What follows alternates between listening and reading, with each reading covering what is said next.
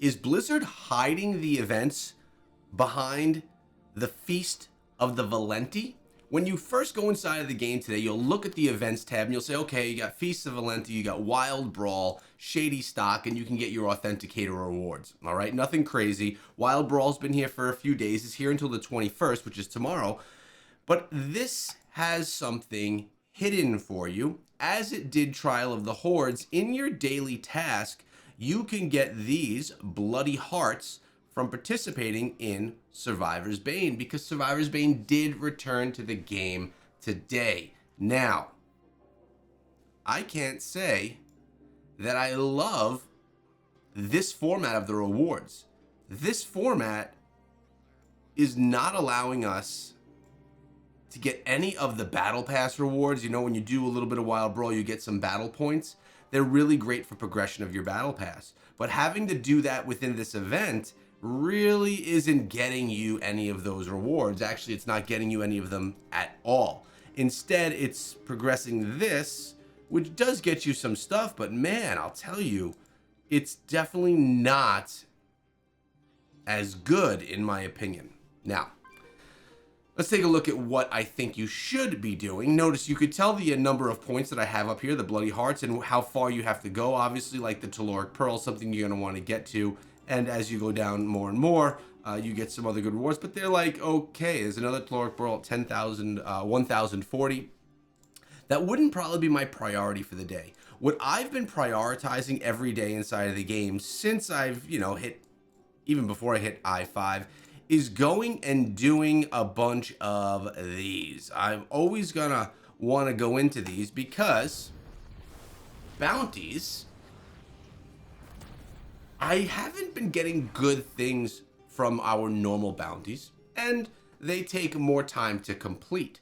So something that I've been doing lately that I think has been a good use of my time, although it can be a little bit annoying, is I've been farming these instead. Let me go show you exactly what I'm talking about. I'm not going to actually do the farm now because of the time that it takes to do it, but I am going to show you exactly what I look for. So right here, Terror Rifts. You can farm 10 of these per week. What you get from them, that's the most important to me, are these Terror Essences. Not only are these the best things to farm if you want to sell them because their value is near 400 platinum, I suggest you don't sell them, and I suggest you use them to upgrade your normal bounties. As you can see, you can get those. You can also get yourself some Eternal Equipment, which is going to give you some attributes that you just won't get in other places, which are quite nice. Excuse me. So find yourself a Terror Rift, try to go into it with a party, and once you open up and complete your 4 pillars, leave, even if your party's not done, and then go right back in and restart. Your party will still be there completing their version of their Terror Rift, and you could go ahead and you can get yours done and you can continue farming more. I was doing this yesterday on stream and it was actually really great, a great way for you to get those Terror Essences, because man, these are the things you want. Now, why do you want them? Let's actually go back to Westmarch and take a look as to why. Let me just make sure I don't get knocked out of my portal. So we'll go back to Westmarch, and what I like to do is I like to try and get at least 2. I really like to get 3 of these per day if possible. Sometimes when you run the Terror Rifts, you'll get yourself 2 per Terror Rift, which is actually quite nice. I don't think I've ever gotten myself just 1. Now, you're going to go in, you're going to accept your bounties just like this, and you're going to upgrade your bounty with 1 of your Terror Essence. Notice I have 3 left. I'm going to accept this, and it instantly portals me to that. Now, why do I like this? This is giving me the opportunity to get myself some of that enhanced gear. And gear is some of the most important stuff for you inside of the game for all players, but specifically here for low spenders or free-to-play players. You're not going to be able to keep up on that resonance. You better have yourself some good gear, some nice magic attributes, and really just break down that gear in a way that's going to be beneficial to you and to your build. Wow, this one's actually quite a long run away. Let's make sure that we sprint our way up there. By the way, I did go live yesterday. We were live for about an hour and a half in the morning farming green items, and the one final offhand weapon that we need for this barbarian build.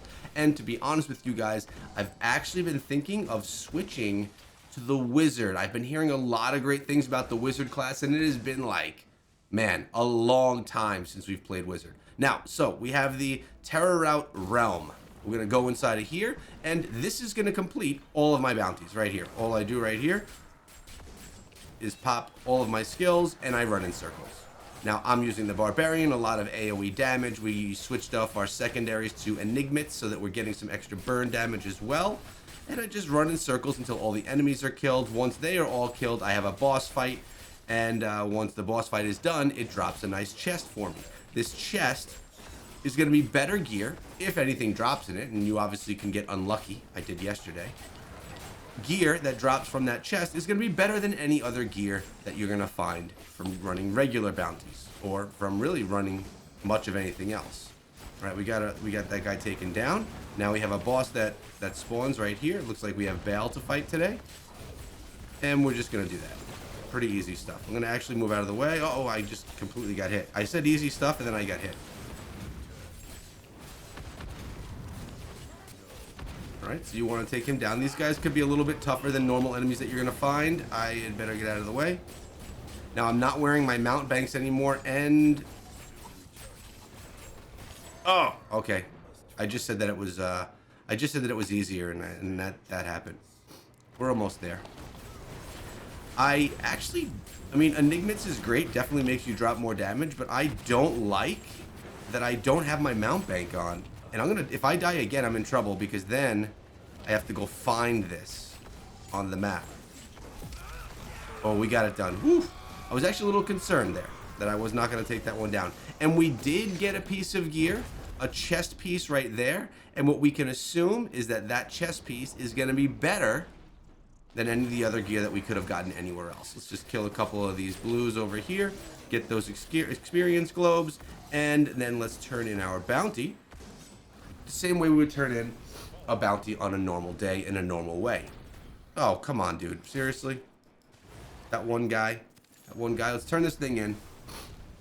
We'll identify the gear, and we'll see if it's actually anything good. Kind of give you an idea of what you get out of those things.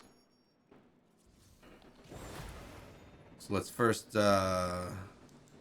Actually, let's just wait until we grab our rewards from here. Also, notice that when you claim your rewards out of here, you get quite a bit more than you get when you claim a normal bounty. And you can obviously get yourself a legendary, as we did, right out of here. All right, so let's do this. Let's identify the equipment. We have 4 pieces. Let's see which one of those is actually what we were looking for.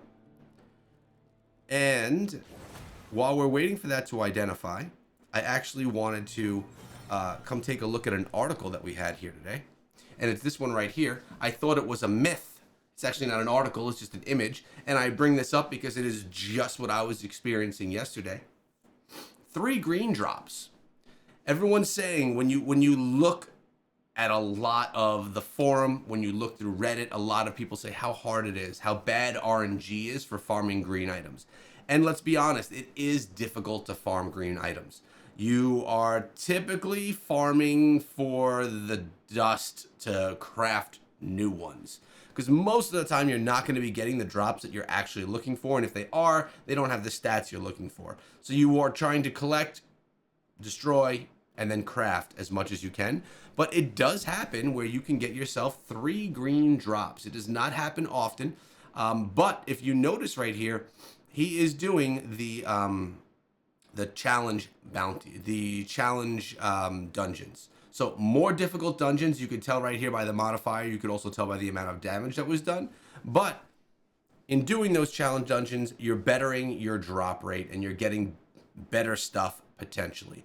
Also, you get a reward of a green item every 5 of the dungeons that you do versus every 7 from doing normal dungeons. And you can't have people follow you in the dungeon as well, so you know that everyone's fighting alongside of you. So it's all about that luck, but it does actually happen, pulling in the 3 green items It's happened to me in this last week, actually. So let's see what we got right over here. I actually want to salvage the rest of my stuff just so that my bag is a little bit cleaner. And let's see what we grabbed. Looks like we didn't grab anything stronger, so that's not even, this has nothing. Not even any cursed properties. This one right here, combat rating is lower. We do have, nope, there's nothing here. Here, this is probably the piece that we got from running that. It says, combat rating is not improved. Fortitude, you know, meh. Leap reduces your damage taken by 12% for 3 seconds. That is the magic attribute that we have here. Now, maybe this is probably a better magic attribute, although I'm not using leap, so for me it isn't. I would prefer to have the beneficial effect duration that I have here, but I can't drop that combat rating. That's a big drop in combat rating. Here, we actually, look at this, we have this helmet, which gives us endure. But again, small drop in combat rating, small drop in attributes, but I still would prefer to have my Wrath of the Berserker, much more important. And our shoulder piece here too, look at this, another magic attribute. Deals 40% increased critical hit damage against stunned enemies. Hammer of the Ancients. This right here, I would lose some crit chance, but to be honest with you, not a bad piece. Unfortunately, the combat rating again is a bit lower, but I like the Hammer of the Ancients specifically for my PvP build that does focus on that Flicker Stone Barbarian. But as you can see, the gear that you're getting from doing those types of bounties is definitely much better, and you can get the bounties done a lot quicker. The downfall is you don't get yourself as much monster essence as you do if you do the regular bounties. So you got to spend maybe a little bit more time out there farming, as you can see, only sitting on 5.